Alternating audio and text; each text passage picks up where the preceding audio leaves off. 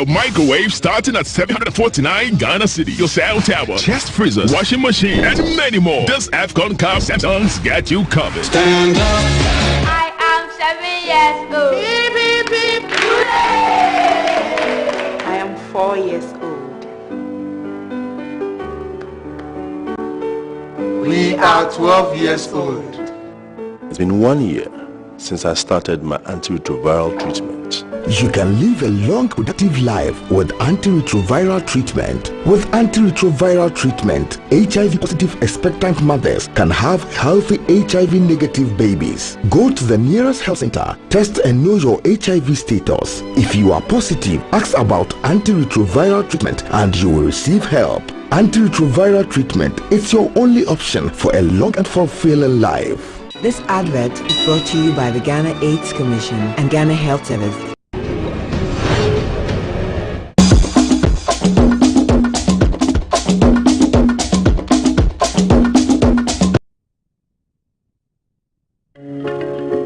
Aberdeen Parks. Come and go freaking nata. Yeah.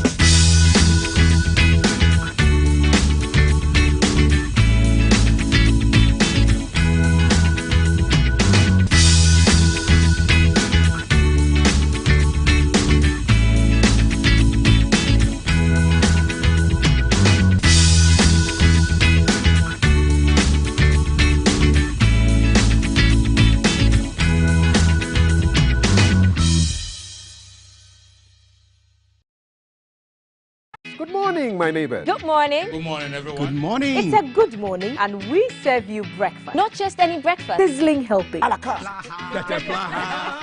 all the time. Okay, let's take a peek. I brought my spine. There are certain things that we do to help the children with their brushing. And there's much more on offer on GTV Breakfast. You want it served buffet style? On-site restaurant. Complimentary breakfast? Off of your plate chicken vegetables. So in my lifetime, I haven't seen Ghana Black Stars win an African Cup. Yeah. Can I show what this restaurant is about? Yes, definitely. Where's the camera? Just stand and turn. So what's your pleasure than Botras, yeah? At that time of the morning.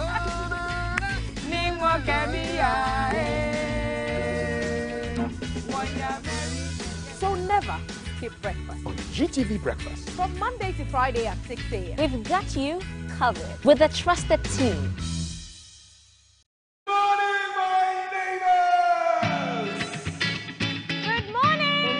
Good morning. It's a good morning, and we serve you breakfast. Not just any breakfast. Sizzling helping. And there's much more on offer on GTV Breakfast. So what's your pleasure than Botras, yeah? At that time of the morning. You want it served buffet style, complimentary breakfast? On-site restaurant. Or room service. We've got you covered. From Monday to Friday at 6 a.m. With a trusted team. So never skip breakfast. On GTV Breakfast.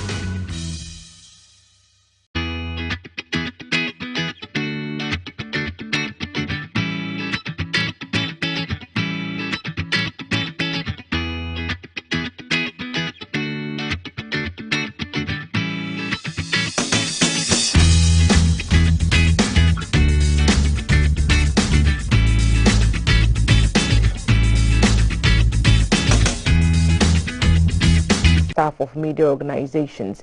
The Ministry of Information is telling us that there are issues within the sector and government is working to help media houses and media professionals address those issues.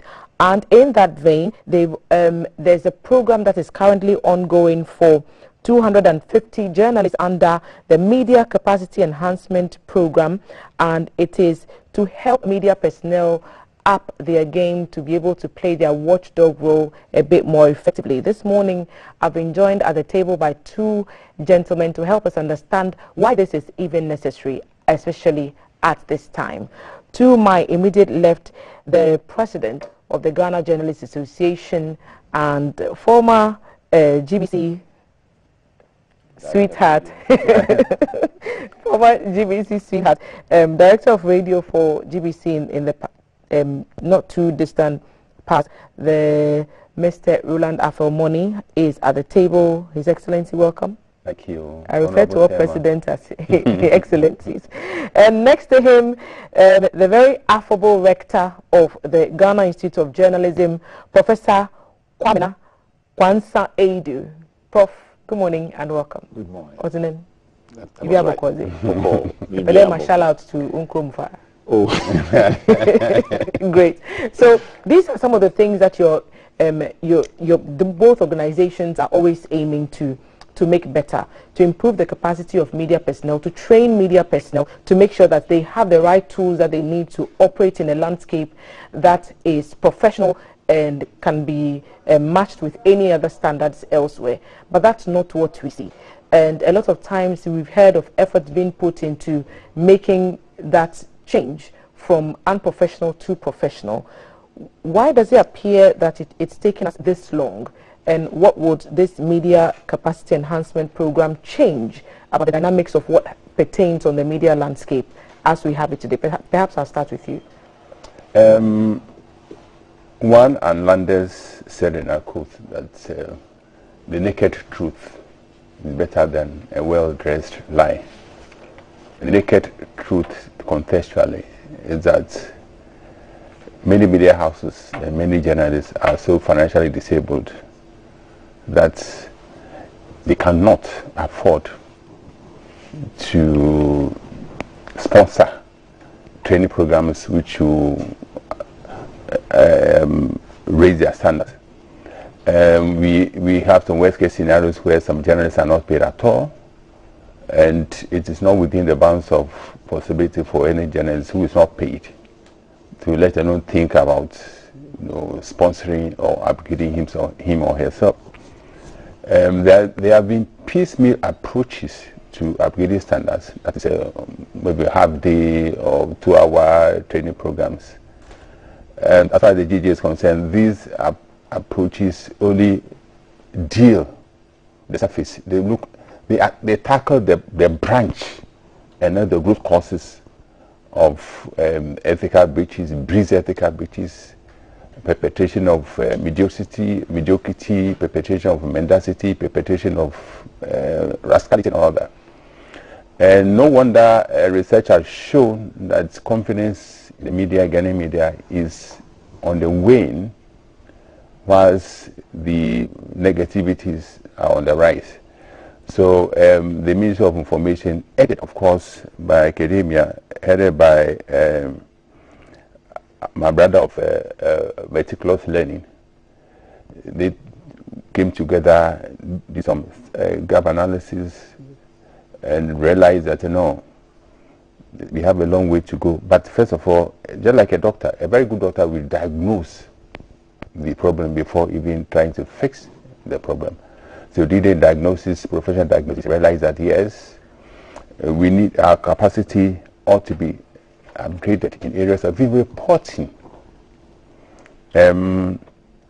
analysis of issues. But even before we get to the actual practice of journalism, the question always comes up, especially in this day of social media, that who is a journalist? Who qualifies to be called a journalist? And I'll throw this to you, Prof, because you're into training of media professionals. Who is a journalist? Should there be a classic definition, and should all journalists go through the rudiments, or should time on the job pass as training? All right. If you ask me, I would say ideally, if you want to be a journalist, go to journalism school.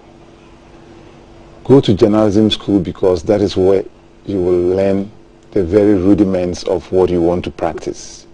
You will not get only the practical training, but you will get the the theoretical underpinnings that is actually absolutely necessary for you to go out there and do what you're expected to do. So I know that a whole lot of people call themselves journalists. And I know that previously, in times past, people studied, did on-the-job training. They learned how to do it.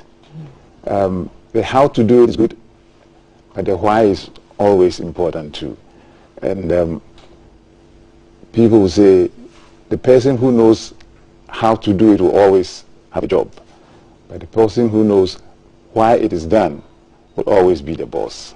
I think that proper journalism and good journalism practice should be backed by a good understanding of what it is that you're trying to do and why it is necessary. If you understand the role that you have to play as a member of the fourth estate, as a journalist, the value of what you do, a whole lot of the things that happen, the ethical breaches, the other things that people do, journalists do, that are so sometimes confound as viewers or readers or the audience, will not happen. I mean, there are other factors that come to play, but I would say this, that the training is absolutely important. And on that note, let me say this, I found it quite interesting, maybe even amazing, that at the training, when we asked people, about 57 people present, drawn from the media present, about how many of them, we said, hands up if you have had formal journalism training. Less than half of the number present had formal journalism training. And that for me was quite astounding. But it also then tells you the need for what it is that we're trying to do. Because you refer to an ideal situation and the fact that ideally someone should get training before they qualify as a journalist. Ideally, what edge would someone who actually went to journalism school have over the one who did not? Because like you're saying, on-the-job training also counts as training. So if I can learn on the job and it takes me 2 years to study it, why do I need to go to school and then come back to do an internship or an attachment that will practically tell me what I'm going to do on the job, because of the disconnect between classroom and job market? There is not supposed to be a disconnect between the classroom and the job market. But that exists. Of course, in reality, a whole lot of things exist. Ideally, we don't want many things to happen, but they do. And so it exists, but it doesn't negate the fact that education is important, that they need to understand why you're going to do this is important. As I said earlier on, the one who knows how to do it has the job. But the why is the boss. The why will be the boss. So if you have two people there who are doing exactly the same thing, but one has the higher educational qualification or has educational qualification and understands why this needs to be done, they will always be giving instructions to the one who knows how to do it. So yes, it's ideal, but in reality, even we know in our institutions, wherever we go, those that have the higher qualifications or the better qualifications run the show. They sometimes find themselves in the minority when you compare it to those who have actually worked at the organizations for longer periods. And perhaps, Mr. Money, because I've worked under him for so many years, you have people who have worked at GBC for 20 plus years, and then when we graduated from GIJ and came in as diploma holders, even though we had diplomas and they didn't, and we had degrees and they didn't, and people had master's degrees and the 20-year workers did not, there was always that imposition. So how do we merge, or how do we erase that barrier that training, years of training, appears to have over years of training in journalism schools? So years of on-the-job training and years of journalism training, classroom training, because the two are not the same most of the time. Perhaps I'll go to you, Mr. Money. We are speaking practical terms, so always good to combine theory with practice. Combine strong intellectual underpinning with heuristic means that are learning on the job or learned by osmosis. Many years ago, about 200, 300 years ago, when learning by osmosis or learning on the job was common. Joseph Pulitzer, the famous American editor and publisher, said, and I quote, "Journalists are educated and not born." Yeah, educated and not born. And he was pelted with verbal stones for stirring controversy, a huge controversy, because, as I said, it was fashionable to train people on the job. We didn't have the luxury of well-structured institutions. But now, the complexities, the challenges, the expectations of the consuming public have all vindicated the rectitude of what Pulitzer said. And as Paul said, there's a need for us more than before to get a theoretical basis. Of course, you also need the practicals, and that will make you the professional we all expect you to be. So this is a media capacity enhancement program. Why is it a game changer for us, if it is? Certainly, yes. I initially decided to attend the opening ceremony and come back to base. But as this guy, the former Egyptian Prime Minister, Boutros Ghali said, it's only a fool that doesn't change his mind. So I changed my mind and sat through the entire duration of the program. And what I tasted, the level of involvement, the quality of presentations, all though satisfied or even over-satisfied my expectations. And I concluded that this is really a game changer. This will bring about an iconic turning point as far as journalism is concerned. Of course, we are not expecting immediate change in the media landscape, because a change should be sequential and not simultaneous. So we believe that all those who have tasted the first batch of the training will put what they learned into practice, and thus what they've learned will ripple into other sectors, other areas of our profession. And I believe collectively, if others are exposed, we begin to see qualitative improvement in media output in this country. But what stood out for you with this media enhancement program? Well, I'm the one who chaired the working party, so everything stood out for me.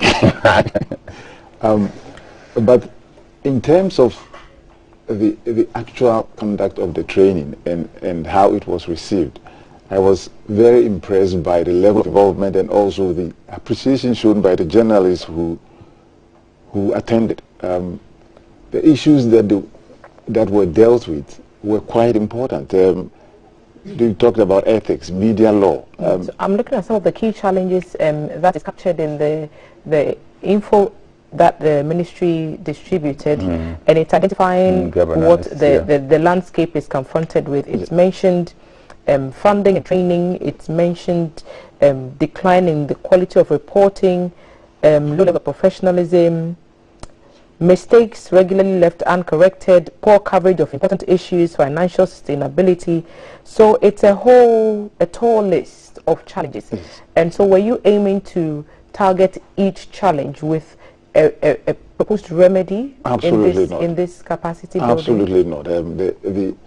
As I've said elsewhere, the challenges that the media in Ghana face are hydra-headed, and so one program cannot deal with it. There are policy issues, there are issues of funding, there are issues of capacity, and so this particular program is meant to address the capacity challenges. So, and also some of the issues of unprofessionalism that we face. So the whole idea about ethics, law, and then we talked about impact journalism. Those are some of the areas that we think will help journalists improve on their skills and also capacity and also the quality of their output. So some of those issues cannot be dealt with in this particular training program, but we live in hope, and so we are hopeful that going forward we might have the means to deal with a whole lot of other challenges that the media face, but definitely cannot be addressed by one ministry or one sector at all. There needs to be a banding together of... And Mr. Boni, make this a quick one for me.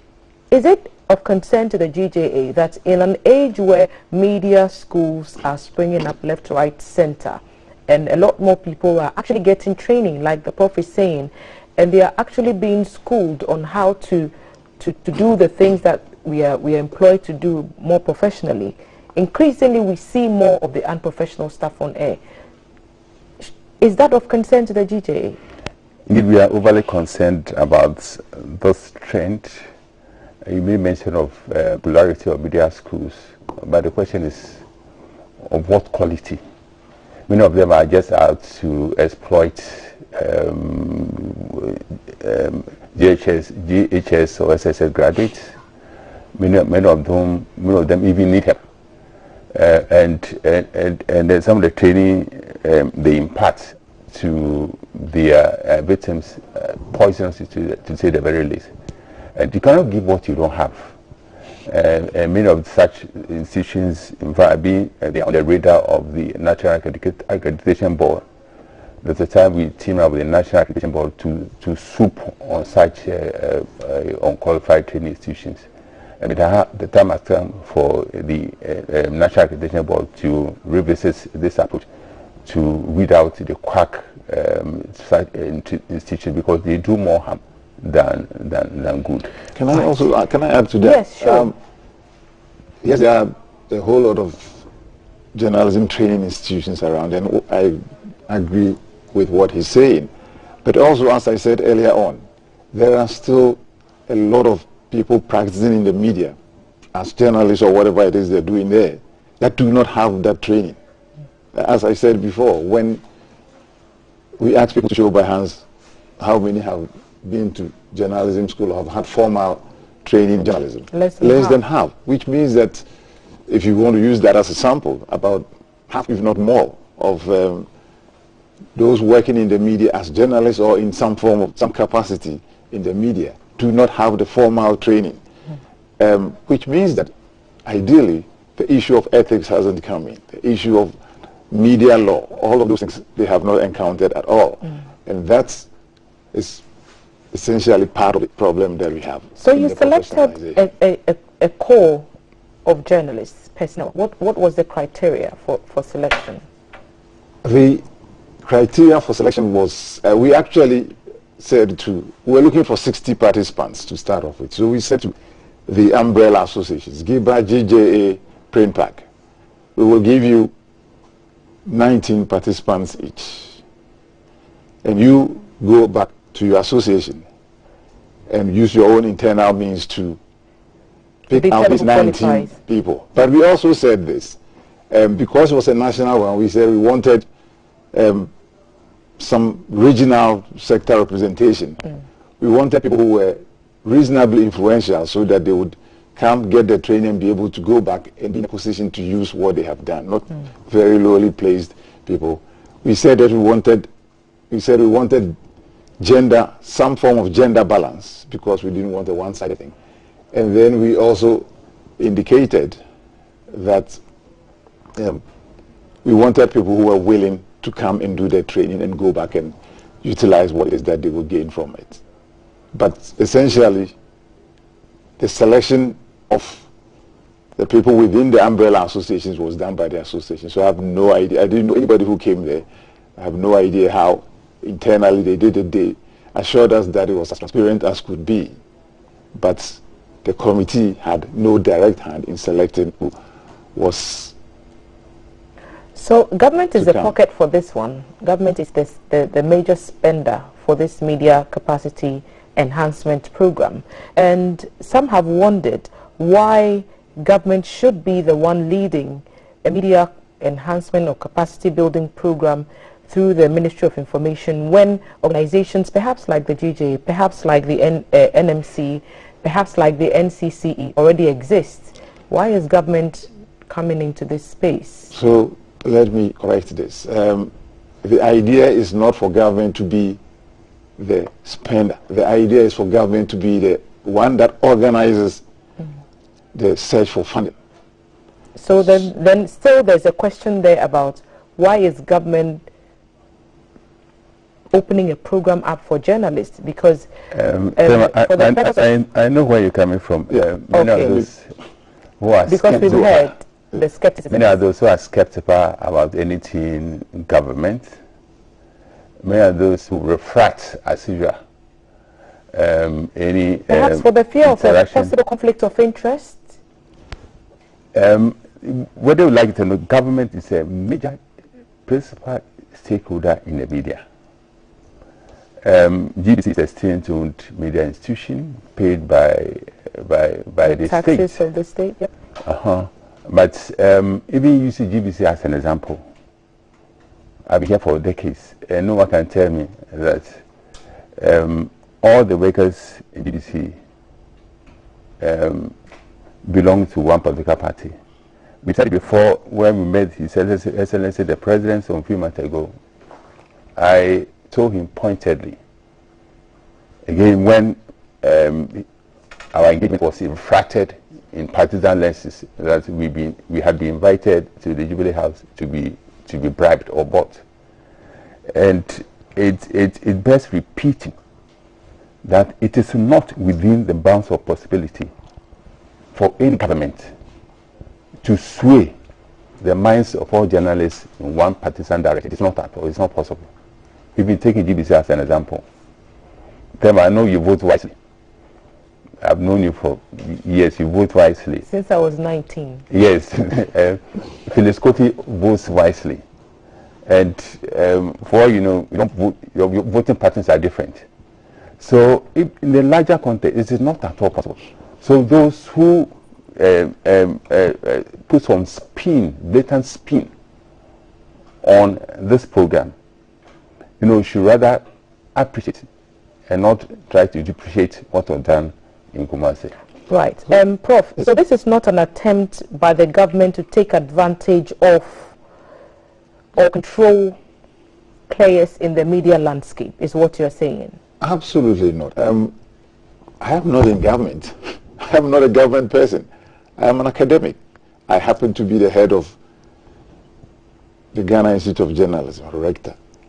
I don't see how. I think that it's actually very belittling if journalists start thinking that this is an attempt, or people in the media start thinking that this is an attempt by government to try and control them. It means that they themselves believe that they are controllable. Absolutely not. The process that was put together, as I said, the idea was from the Ministry of Information.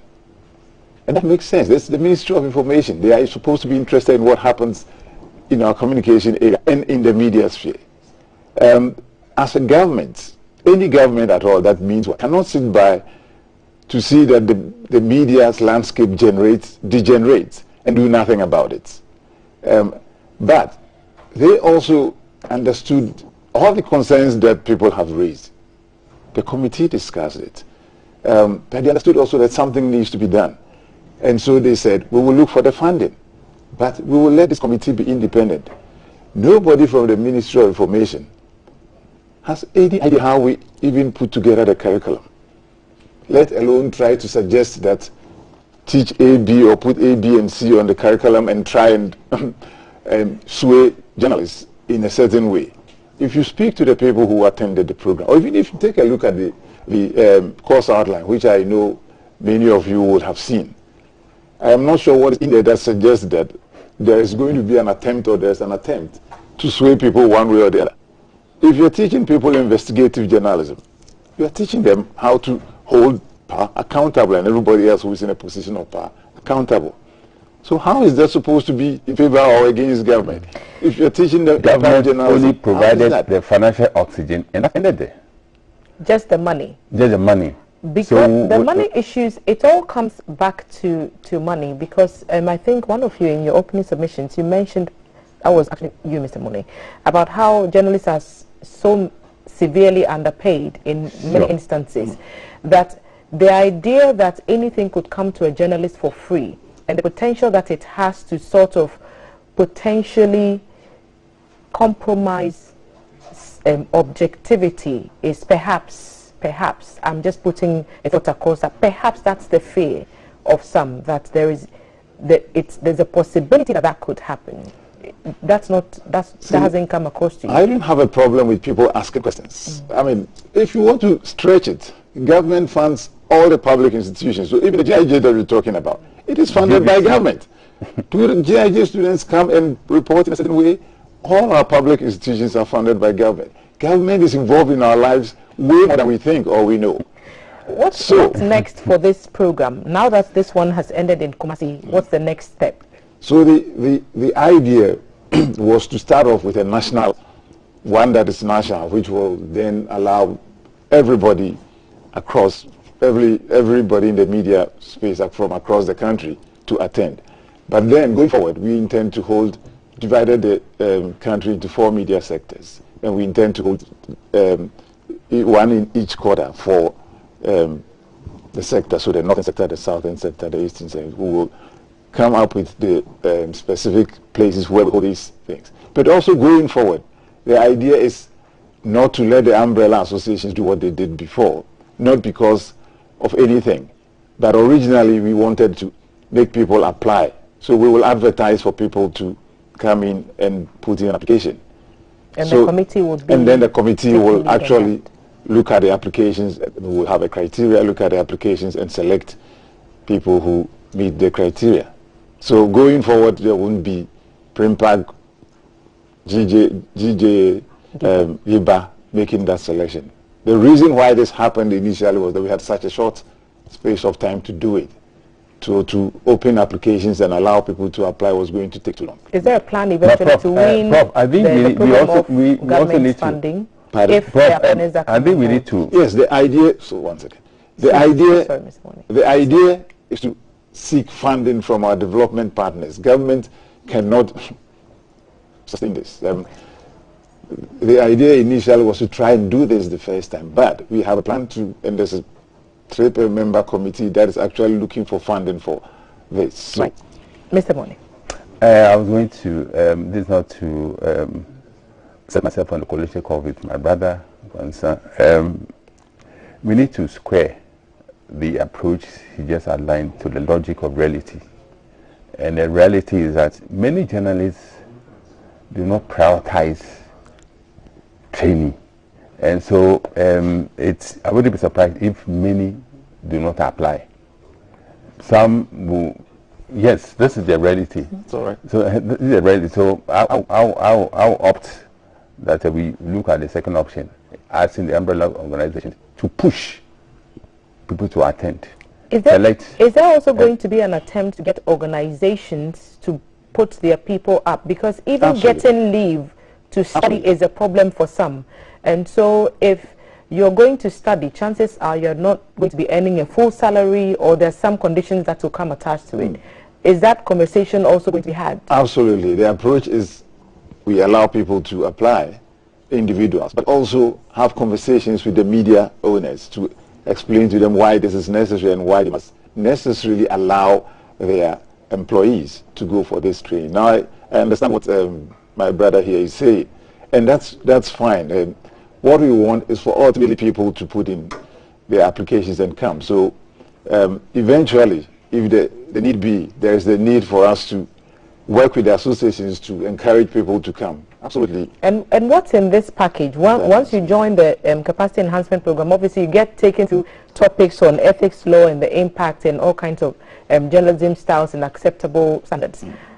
Is there a stipend? Is it like a school? How long is it running for? Because this is just the start. But for the going forward, is this something that you're going to add on to? So going forward, the plan is actually to look for as much funds as we can and to run this for as long as we can. The idea actually is that it is not like a government initiative per se, as in this government does it and they go. The idea is to have it running for as long as we have funding for. Right. And so subsequently, this is just the first set of training. When we did the needs and skills gaps analysis, we came up with a whole range of issues that need to be addressed. This is just the first bit. So they're supposed to be working on a whole lot of things. So there might be time for editors alone and technical people and all of those people. So more focus groups ultimately, to get training. Yes. That is refreshing news indeed for journalists and media practitioners across the country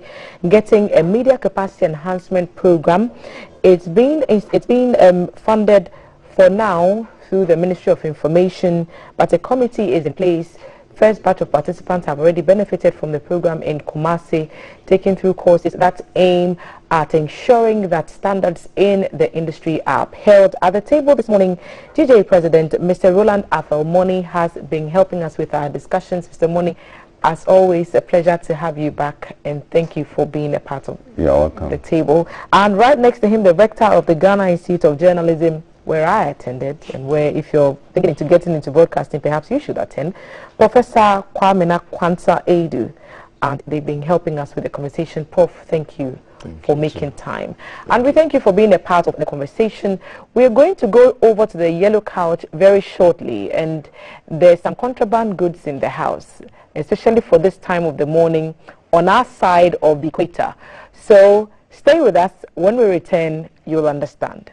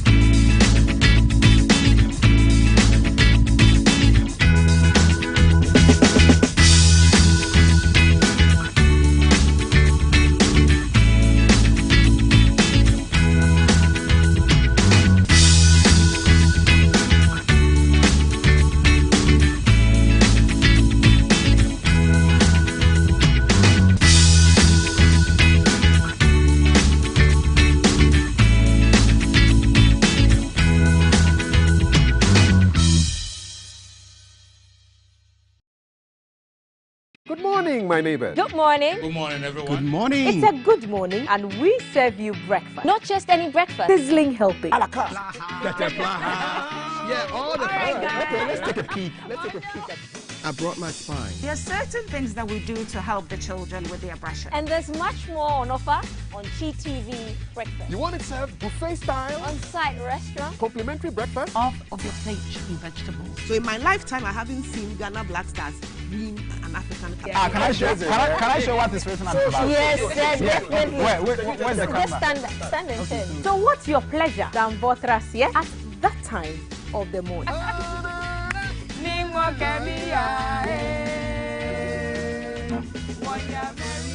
So never skip breakfast. On GTV Breakfast. From Monday to Friday at 6 a.m. We've got you covered with a trusted team. Good morning, my neighbors! Good morning! Good morning! Good morning! It's a good morning, and we serve you breakfast. Not just any breakfast. Sizzling healthy. A la carte. And there's much more on offer on GTV Breakfast. So what's your pleasure than Votras, yeah? At that time of the morning. You want it served buffet style? Complimentary breakfast? On-site restaurant. Or room service? We've got you covered. From Monday to Friday at 6 a.m. With a trusted team. So never skip breakfast. On GTV Breakfast.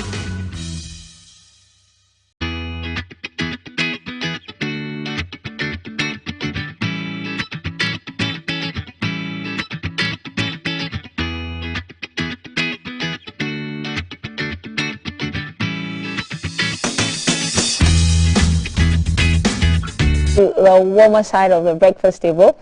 And so on this side today, can you imagine a social gathering without any alcohol whatsoever?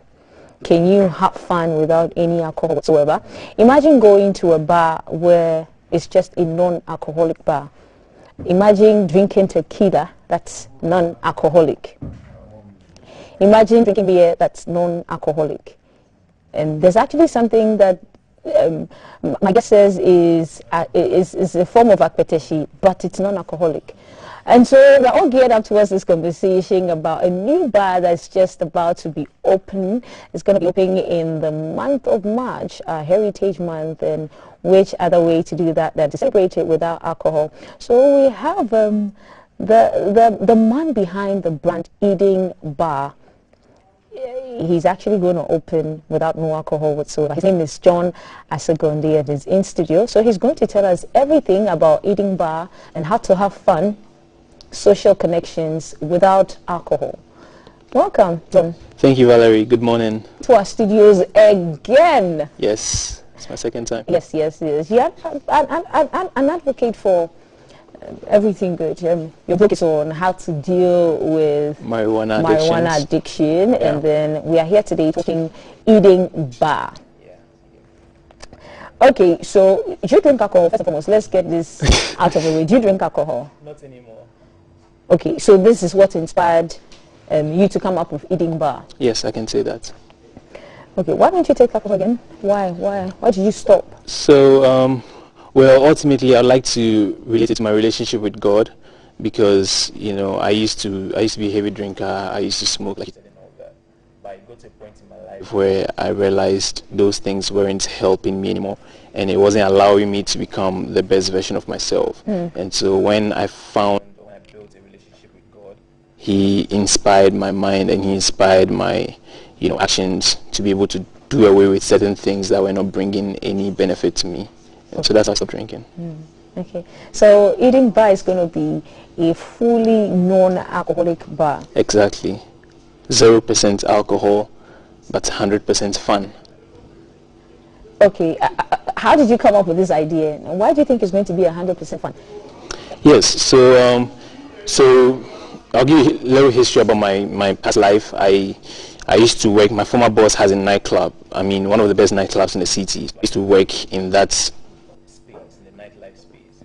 In my days in school, from secondary school, university, I was always among cliques and organizations that were organizing parties, and everything. So that's the experience I've built for like the past 10 years of my life. Okay. And so when I stopped drinking alcohol, I realized, there's nothing you can do in a crowd without alcohol. The moment you step out in the evening to socialize or hang out with friends, alcohol is staring you right in the face. People are smoking, people are drinking, and you can even say, tonight I'm not drinking, but you go out and say, just one shot, just one glass. Before you know it, you're having a full-blown party. And I realized, I'm not alone. There are several people like me out there who don't drink for several reasons, maybe religious, maybe health reasons, personal reasons, or you're pregnant, you don't want to drink.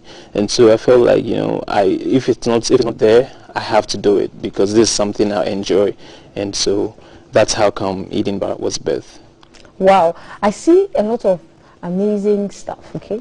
But I've never seen tequila. I've never seen tequila. Where's the tequila? This is the tequila, agave inside. So this is a non-alcoholic tequila, and you can get this at the Eden Bar. Hold your horses though, we are going to take a quick break. We'll be right back.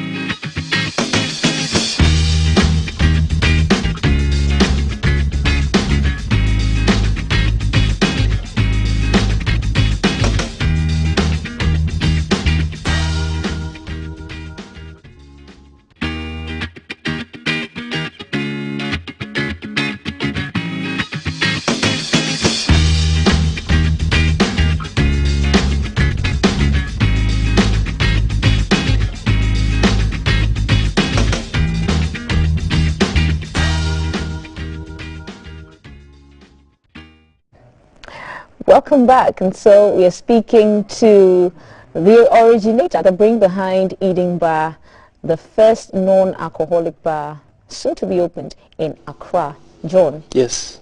Okay, so back to our earlier conversation. So how long have you been planning to open Eden Bar? Well, so it's been a little over 2 years. I actually started planning in 2019. Then, of course, COVID hit, and so it didn't look feasible because of the lockdowns and all that. But then again, because now everything is opening up again, I went back to the idea, and so for the past 1 year or so, I've been working hard at it again. You mentioned earlier that you've worked in the nightlife club pub scene for a long time, so you know firsthand the vibe and the enthusiasm that alcohol at a party, at an event, at a hangout brings. How are you going to convince young people to stop hanging out at the bars that sell alcohol, that make them feel good and all the vibes, and come to a non-alcoholic bar? Yeah, so I think that's my advantage because, like you said, I've worked there, I understand how it works, and I'll tell you the fact that people don't go to the bar for alcohol. They don't go to the bar for drinks. If you really want to drink, you can buy a drink and stay in your house and drink. People go out for the connection. People go out for the celebration, you know, the social network. And so I believe that's what comes first. The alcohol is just an added advantage. And so at Eden Bar, it's not just about the drinks, it's about the experience. You can come sing karaoke, play games, listen to live band music, listen to good music, you know, hang out with friends, food. So all these experiences coming together is going to create the vibe, and it's almost going to sound like a placebo effect because they've done some research. They give people non-alcoholic beers and they don't tell them it's non-alcoholic, and they drink it and they start acting. Is that Prosecco? Yes, so this is like champagne, like rosé. Okay. So this is like a Moet. Someone who likes to drink Moet a lot. This is something else. So this is a non-alcoholic version of what? Moet. You know, and like I mentioned earlier, this is like the gin, so like akpeteshi. But how is akpeteshi or gin? How is it called gin or akpeteshi if it doesn't have alcohol? Because gin naturally is not supposed to be alcohol. That's the name given to it by the standard of how it's brewed or something. But so this is a non-alcoholic version of gin. Okay, so assuming you're meeting me for the first time and maybe I'm hanging out with a group of friends and you want to invite us to Eden Bar, but then how do you sell it to us? Maybe you've seen we're drinking alcohol. How do you convince a strong alcohol drinker who is out with their friends to switch to a non-alcoholic bar? So the truth is, you're not forcing anybody to switch. Use me as an example now. Yeah, we're not forcing anybody to switch. Convince me. We have to come to Eden Bar tonight, assuming you're opening tonight. I mean, come for the experience. We have live band. We have Camido performing tonight, and so if you love Camido's music, you can come out, come see him. So we're going to have live performances. Yeah, we're going to have live performances. There's games, there's karaoke, like I mentioned, even movie nights, and so these are some of the things you're using to sell the place. The drinks, and trust me, these drinks taste fantastic. And so before you know it, you're already into it, and you love it, and you don't even care about alcohol anymore because you are talking with friends, you are vibing, you are engaging. So your mind is even off the fact that you're not drinking real alcohol. Amazing stuff. I'm looking forward to having my friends and I doing tequila shots. Yeah, I mean, you know, so that culture is there. We have the tequila shots glasses. You're serving in the glasses, the whiskey glass. You're serving our whiskey because we have non-alcoholic whiskeys. 2022 looks like it's going to be an exciting year with stuff like this. When is the Eden Bar opening? So we haven't set a date yet, but we are still working hard at it. We are looking at somewhere around March. So we'll be updated on all our platforms. Okay. Do you have an idea where Eden Bar is going to be? Are you on any of the socials? What's happening when it comes to browsing for it? I'm going to we have a space in Airport West, so it's Eden Bar is located at Airport. Okay. It's just around the Ghana Gas building. Okay. And so this is beer. Yeah, this is beer. Non-alcoholic. We usually see non-alcoholic beers. It's a common feature. Yeah, this is also beer. Okay, that's also beer. I've seen it. Yeah. And, you know, the trick about these things is that some non-alcoholic drinks. Okay, so what's this one? This is an espresso. So it's like the Patron or the alcoholic version you drink. So you can use this to make a very fantastic cocktail, maybe a martini, or you can have it as shots. You can have these ones too as shots. Yes, as shots. But non-alcoholic shots. Okay. And here we have the wine. So this is a white wine. Non-alcoholic white wine. Yeah. Okay, so the whole eating bar experience is just to have a nice vibe, minus alcohol, exactly. Have a nice vibe, probably learn, educate each other via the game. But still have value for your money, because you know you work hard, you make a lot of money, and you go out to the bar, and then you're just stuck with ordering a Coca-Cola or Fanta or water. I mean, it doesn't sit right, because your colleagues are drinking something that is painstakingly crafted. You know, these drinks are crafted with expertise and all that, and then you have to drink a Coca-Cola or Fanta. It's not fair. And so with these options, you can also start to celebrate and celebrate right. Celebrate and celebrate right. That's debatable, right? So because we don't have eating bar is not visually erected yet. Run us through how the bar is going to be operated. It's going to be open Monday to Friday. Is it going to be a weekend thing? Are you going to be mobile? Can people invite the eating bar to their event, concerts? Yeah, so subsequently we'll do that. We'll be mobile. I mean, even from now we can do that. We can go to people's weddings, concerts, so you're open for gigs. You're open for gigs. Come and set up a bar and then serve drinks.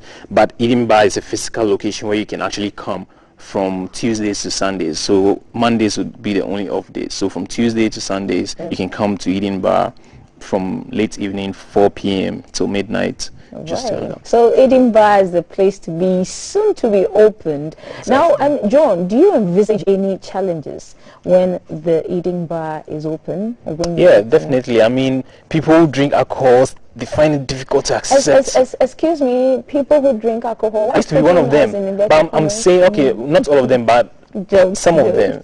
Yeah, some of them. It's like they're acting like all of a sudden we are going to stop them from drinking alcohol. But I mean, look, there's over 1,000 alcoholic bars even right here in Accra. Everywhere you pass, you find a bar that serves alcohol. So why not something different? Exactly. So I mean, if you still want to drink alcohol, fine. You can go to all these places that serve alcohol. But for people who don't want to drink, or for nights you don't want to drink, or for the days you want to detox, you can just pass through the eating bar. Okay. It's nice. It's nice chatting with you. Where do we find you on social media? Where do we find Eating Bar on social media? So on Eating Bar, it's just Eating Bar GH everywhere: Facebook, Instagram, Twitter. Eating Bar GH. You find us there, and I can put my number out as well. One time.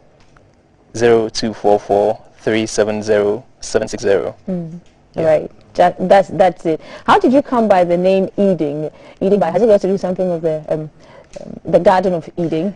It does, actually, because pure, eating without alcohol is a pure vibe, it's a pure space, and I believe eating from the Bible is where mankind originated from. It was pure and it was heavenly, and so that's sort of where the idea came from. So, John, while you were doing research for Eating Bar, before you came out with a concept and all of this now, what's the feedback? Some of the feedback you got from your friends, colleagues, especially those who you worked with when you used to work in the alcoholic sector? Yeah, I think some of them were surprised. A lot of them were surprised because they can't fathom this. I mean, this is a new culture. Even around the world, there are just a few non-alcoholic bars. But, I have a strong passion for it, and I've done intensive research. I've thoroughly, all these drinks you see, most of them are imported from abroad. And so I've done a lot of research about this. And so because of that, even the negative reviews don't really do anything to me because I know what I'm about. But I still appreciate it. Even on Twitter, a lot of people talk about it, and I pick ideas here and there. Eating Bar trended somewhere last year. Yeah, it was trending viral on Twitter, and people just excited about it. Of course, some negative reviews were there, but yeah. Okay, so when you go to an alcoholic bar and you do all the cocktails, are we going to find the same when it comes to Eating Bar? I can tell you that we'll have some of the best cocktails, not just in Ghana, but across the world, because we have experienced bartenders. We have truly experienced bartenders who have actually learned the craft of cocktails, mixing and all of it. And so trust me, and the presentation is key. So the way we even present our cocktails, the glasses, the kind of eyes we use and all that, trust me, you don't want to miss it out. It's going to be very, very attractive. Like your promo on the Eating Bar is serious. Yeah. Assuming you were to make a quick cocktail, I mean, guys, we don't have our glasses and all our shakers here, but assuming you were to make a quick cocktail using any of these, what mixtures would you make, and what would be the name of the cocktail? So I have a cocktail called Oh Judas. A non-alcoholic cocktail called Oh Judas. Yes, Oh Judas. And so that one I'll use the gin alternative, the non-alcoholic gin. Okay, wait. So you use this non-alcoholic gin for Old Judas. Old Judas, yes. This one is called Ritual. Ritual. No. You don't use Ritual to make. Okay, so Ritual and what again? So I'll use the Ritual as a base. Then we have syrup. So we use maybe grenadine syrup, and then we use soda water. So there's this soda water from Django. Soda water from Django. Yes, it's a Ghanaian soda company. We use Django mixed with the Ritual and then syrup. And that's going to be Old Judas. But why did you put those three combinations together? We've tried and tasted it. It tastes fantastic, and it has the bitterness there, and that's why I feel like Old Judas would fit it. Okay, so if you were to make another cocktail using non-alcoholic tequila and something else, what? The tequila again, we'll mix it with syrup, so you can make a margarita, like a non-alcoholic margarita. Yeah, I think that was. One thing about cocktail bars, be it alcoholic, non-alcoholic, is the names that you guys give to your cocktails. Yeah. So, what are the funny names apart from Old Judas? We have on your opening night when you invite us, because you will. Yeah. I want to have an Old Judas. So, what are the funny and the weird names of the list? We have Eve of Eden. We have Eve of Eden. Eve of Eden. That's the signature cocktail because Eden. Because Eve, of the bar. Yeah. Okay, so what would that comprise? Eve of Eden will have a vodka. It's non-alcoholic vodka.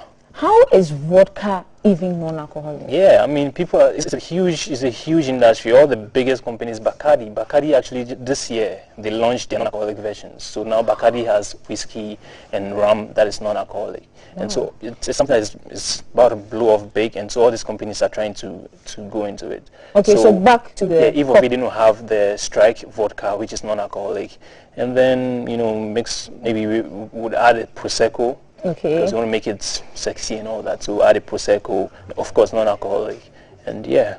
But with the names we have, so we have Old Judas, we have Eve of Eden, we have Forbidden.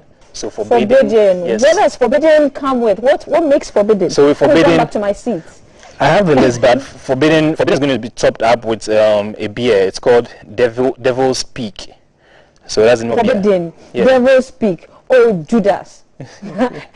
Feeding bar. Okay, I'm interested. So there's actually these 4 cocktails that are very special to me because I named them after the 4 people that have inspired me a lot in life. And so those are Big O, Double M, Papa J, and Enjoyment Minister. Papa J. Before we come to Enjoyment Minister, Papa J. So what's the cocktail for Papa J? Yeah. Rollins, ex-president's flight lieutenant, George Rollins. He inspired you. So what's in his cocktail? So his cocktail has this. It has this Tree Spirit nightcap. It tastes like whiskey. Okay. And then it has a bitter orange, rosemary, something in there. And it has some syrups and cider, apple cider. So that's Papa J. That's Papa J. Okay. And Enjoyment Minister is D Black, my former boss. Yes. So he also has something. I actually mixed his for him and he loved it. So okay. Yeah. So what was in D Black's own too has a whiskey and a rum, from Lyris, and apple cider, and what else? And I don't remember the full details, but yeah, there's Enjoyment Minister. Then Big O is Dr. Mensa Otabil. That's my top. Have you made one for him yet? Not yet. So Dr. Mensa Otabil, you are watching GTV Breakfast. You have a cocktail named after you from Eating Bar. So what, Big O? Big O, yes. So it's Big Otabil, huh? Big Otabil, yeah. And then the last one is Double M, Dr. Miles Monroe. Ah, so what's in that? Miles Monroe also has a bit of whiskey. You mean non-alcoholic whiskey? Yeah, non-alcoholic whiskey. Then a gin, yes, there's a gin, Brunswick gin from Australia. It has, yeah, so these particular ones are the top, so they're like VIP. I mean, the Old Judas and all, they're fantastic, but these 4 cocktails are like the VIP. Okay, so how much would the Papa J cost? So Papa J would go for something like 80 cedis. Papa J would go for like 80 cedis? Yeah, because and how about Big O? So the 4 big VIPs, 80 cedis. Okay, so for Judas? Old Judas and things would be like 30, 40, at most 50. Wow. Yeah. I am looking forward to the Eating Bar opening real quick. Run us again how we find you on social media. Is there a hashtag to follow? Yeah, final words too. Eden Bar GH everywhere. EDENBARGH. Instagram, Twitter, Facebook, Eden Bar GH. And my final words, I mean, one of the things I want to make people understand is living a righteous life or choosing to do away with certain bad habits doesn't mean you should live a miserable life. Choosing to do away with bad habits. Which include? Probably addiction to any sort of substance, drugs, or even pornography, masturbation, all these things. Choosing to cut them out of your life doesn't mean you should live a miserable life. You can still live happily, because God didn't create us to be miserable. God wants us to be happy, be joyful. And so this is one of the things I want people to understand, that you can do away with these things and still be happy and still look good and still have your vibe. Have your vibe. And so if you're listening to me today, I want you to use me as an inspiration. If I've been able to quit all these things and I'm turning my life around, then it means you can also do it. You're turning your life around and quit all of these things, but your swag is still intact. Can you just take off your Eden Bar hat small so that Agnes can have a feel of your swag? I mean, it's still here. Can we? Do I have to? Yes, please. Yeah. And that's him, guys. Minus his hat. Okay, you have to put it back on, I think. Thank you. I like the fact he said God didn't create us to be miserable. Yeah. That touched me. So YOLO anyway, whether you drink alcohol or you do not drink alcohol. But hey, the good news is, if you do not drink alcohol or you want to detox, the best place to be is Eden Bar GH. And hold on, we'll be giving you the dates as to when it's opening and all the on. Like, I'll become the official enjoyment minister. You and Alan. Yeah, for Eden Bar GH. I love Alan. You love Alan. Hey, Alan, yes. Shall I create a cocktail for GTV breakfast? I will. I'll consider. Yes. I think we should. Is there already. Can we have one for GTV breakfast that's violent, that gets called violent? Very violent. You want to? Okay. Or choosing peace. Choosing peace. Thank you, John, for coming on, and we love the fact that you're inspiring people and you're continuously looking for new ways to inspire young people. Thank you. You're doing amazing. Thank you.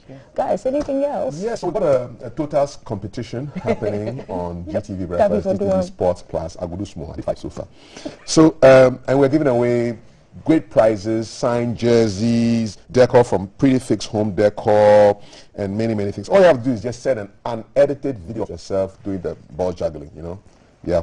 And then you send it, put it on your social media pages. And then hashtag is, we've got a couple of hashtags. Hashtag GTV Breakfast. That's our reigning champion. That's our reigning champion there. Hashtag GBC Ghana. Hashtag GBC Sports Plus. Hashtag GBC AFCON Totas. Totas is T-O-T-A-S.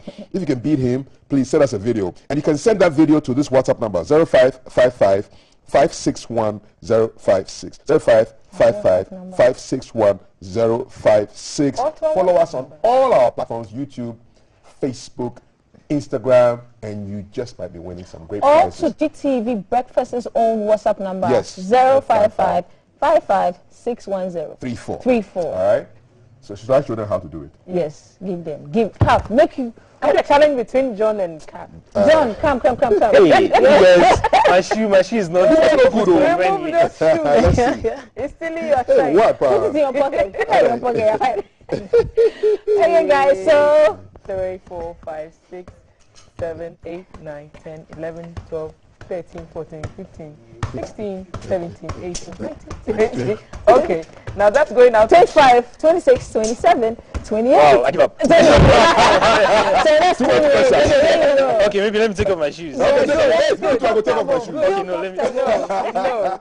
Okay, so you're comfortable. All right. Feel comfortable. Shoes. This is the real footballers, so they come about shoes. So beat scarf. Beat scarf for us. 28 is the number to beat. 1, 2, 3, 4, 5, 6, 7, 8, 9, 10, 11, 12, 13, 14, 15, 16, 17, 18. That's why he took off his shoes. 21, 22, 23, 24, 25, 26, 27, 28, 29, 30, 31, 32, 33. Good job, man. Thank you. And you can do that. You can win prizes. We did this for free.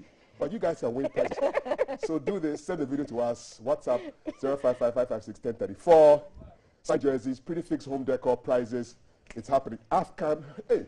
Of course. GBC up on the gas.